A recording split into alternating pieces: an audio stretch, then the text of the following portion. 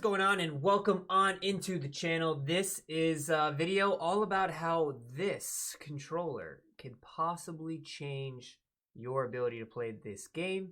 This is the new DualSense Edge Pro controller.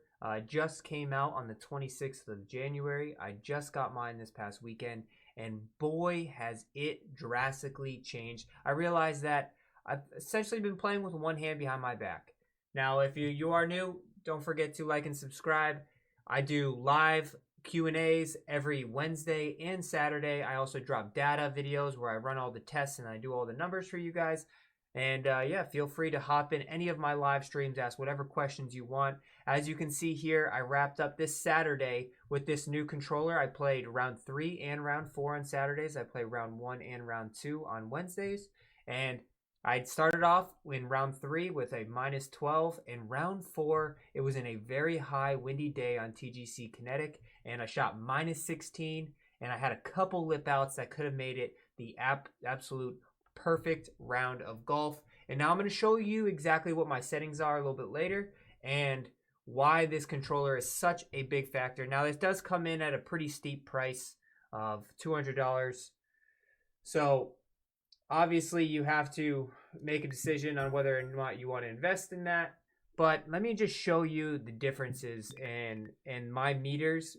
And if you know, it's something that I've talked about a lot in this game. So this game it's completely different because the swing is longer this year. And when the swing is longer, at least for me personally, now it could just be a me personal thing, or but I have seen a lot of people who are also struggling with this as well, is it creates like a little bit of a loop in your swing at the bottom.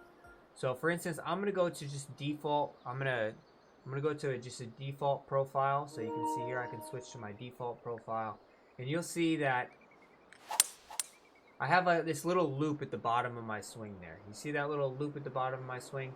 Sometimes it's not as drastic. Sometimes it's even more drastic than that. But essentially, when you're using a regular controller, for me, there's no dead zones. So dead zones is like how much your controller will react to where you're pressing and putting things. So this game, especially when I'm swinging long, like sometimes you can get good ones, but the tempo is a little bit jacked up, and this controller has drastically changed my tempo, and it has changed my loops in my swing. So, like, we're a little bit all over the place here, just trying to hit some shots. Now I'm going to go to my actual golf settings, which I have it labeled here for me, and it can quickly, easily change. And if you're curious on how you do it, there's this little down paddle here where you just hold it, it pops up your window, and then you just hit whatever button you want. And if you want to customize your profile, you just hit the options button at the same time, and it's going to pop up. Now, my settings here, I have these set up like this. So stick sensitivity and dead zone, both left and right stick, you have to make sure that you're doing. I have it on precise. I have it on a +2 curve adjustment, and I have it on a dead zone adjustment of 12%. Now that might seem like a lot, but there's a reason why I do that, and it's because I want this swing to be short, I want it to be compact, and I want it to be as straight as possible. That I'm perfect tempo right out of the gate, pretty straight meter. Like there's a little swiggle in that, but the swiggle is me personally. The swiggle is not a loop. It is straight back, straight forward, pretty much right on to cue. Like, you can't complain with that shot right there. Like, that loop, there's no space in between that loop.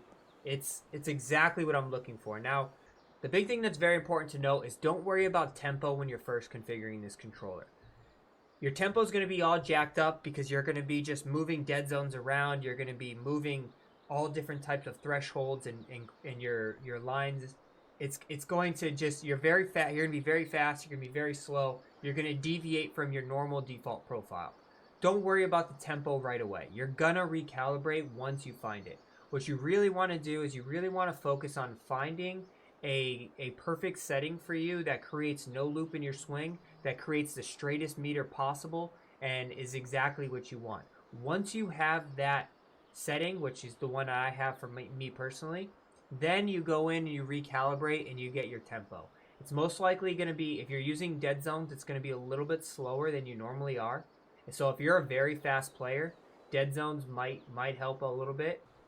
So this is pretty much what worked for me. This controller has changed my numbers. You see me live on stream. My calibration is really good. This controller has drastically changed my ability to hit tempo wise. I've reduced my very fast, very slows. I'm also plugged in because I have this beautiful little attachment where it's not going to jack up my cord as well. And everything's been going very smoothly since I got this controller.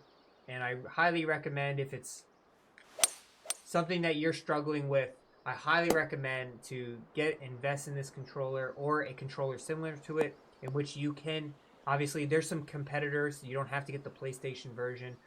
There's other brands that have pro controllers, but to be able to configure your dead zones is a big help when it comes to playing this game and straightening out those meters. So let me know down in the comment section what controller you play with, and I will catch you on Wednesday for another live stream of rounds 1 and 2. Hopefully we can shoot -16 again and get another top 10 this week. I'll catch you guys later.